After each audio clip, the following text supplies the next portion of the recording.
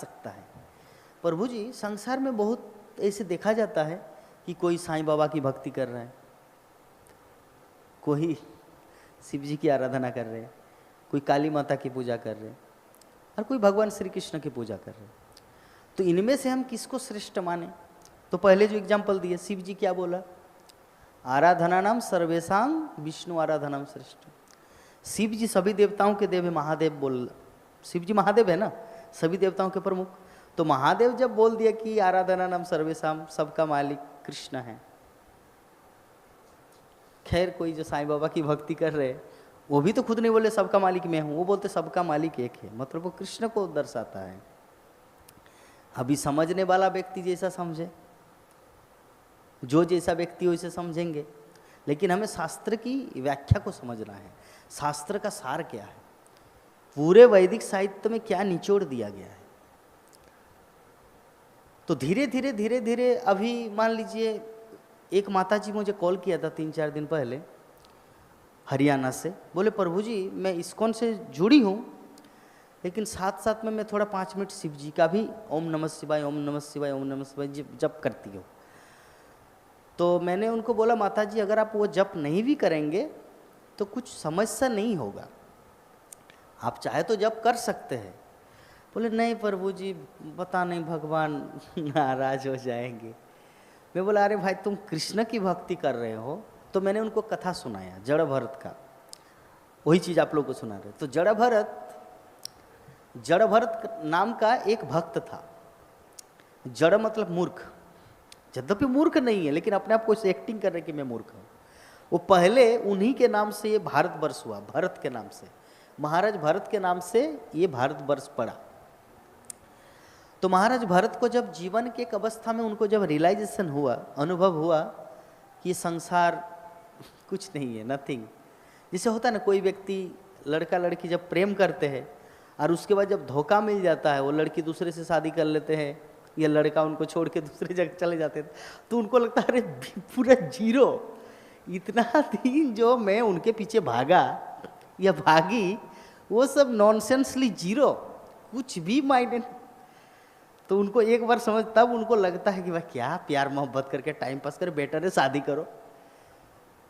क्योंकि भाई एक मेहनत करके, उनका पिताजी का फोन आया, लेकिन अगर उनकी लड़की से बात कर रहे तो पिताजी का फोन काट देते हैं।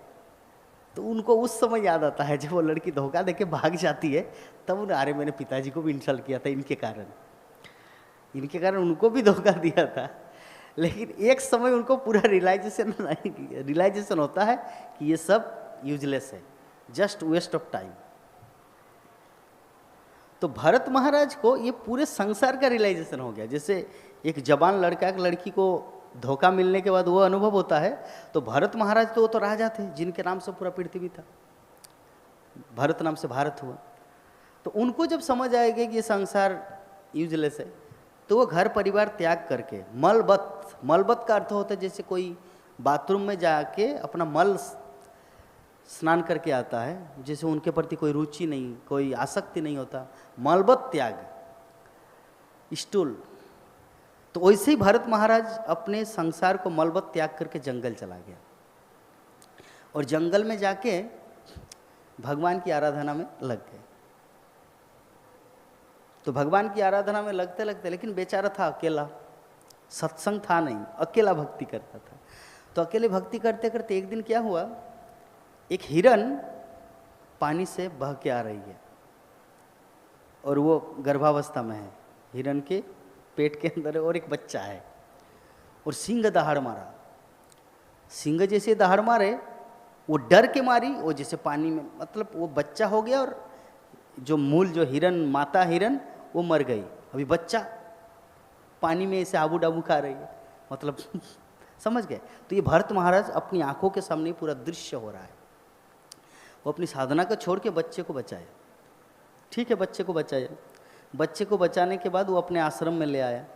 आश्रम में ले आने के बाद उसके लिए दूध का व्यवस्था हो या घास का व्यवस्था हो, ऐसे करते करते करते करते ऐसे उनको बड़ा किया।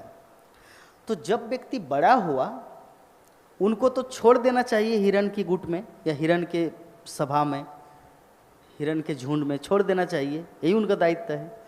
लेकिन वो उस हिरण के प्रति इतना आसक्त हुआ कि एक दिन देखिए भाई, जब कोई छोटा बच्चा होता है ना, हम माता पिता उनको बहुत लाड प्यार करते हैं, लेकिन जैसे बच्चा थोड़ा बड़ा होते हैं तो उनका आसक्ति माता पिता से हटकर दूसरे फ्रेंड सर्किल में हो जाता है। लेकिन माता पिता का प्रेम कमता नहीं, वो तो कंटिन्यू है। तो अभी खेलने में लग जाते हैं, खेलने में लग जाते हैं, फिर माता पिता बोलते कब उनका खेल खत्म होगा तब उनको लाड प्यार करें। तो ऐसे ही जब भरत महाराज उस हिरण के बच्चे को बहुत प्यार करते थे, लेकिन वो तो कभी कभी चरने के लिए बहुत दूर चले जाते थे घास खाने के लिए। तो एक दिन क्या हुआ, पूरा शाम हो गया, आया ही नहीं। अभी रात को चिंता कर रहा है, उनके पास तो कोई सीसीटीवी कैमरा नहीं था कि कौन से कहाँ से गूगल मैप में थोड़ा देखेंगे, वो तो कोई ऑप्शन था नहीं। अभी सारा रात चिंता किए कि कहाँ गया, कोई शेर आके खा लिया क्या, ये भेड़िया उसे पकड़ लिया क्या। तो ऐसे करके वो चिंता करते करते मर गया। भरत महाराज मर गया। अभी उसके बाद क्या हुआ, अगले जीवन में हिरण। यस, जो भगवत गीता में कहा गया ना, अंत काले च मामेव स्मरण मुक्ता कलेवरम, जीवन के अंतिम क्षण में जो जिस भाव लेकर मरता है उसको ही शरीर प्राप्त होगा। इसीलिए संसार में ज्यादातर जो स्त्री अपने पति को याद करते करते मरते, अगले जीवन में पति बनता है। ठीक है। जो पुरुष ब्यूटीफुल वाइफ ऐसे मर गई ऐसे एक्सीडेंट में, उनकी यादों में ऐसे करते करते वो फिर अगले जीवन में बन जाएगी स्त्री। ये भागवत में ये सब घटना है, क्योंकि जो जिस भाव से शरीर को त्यागेंगे उसको ही शरीर पुनः प्राप्त होगा।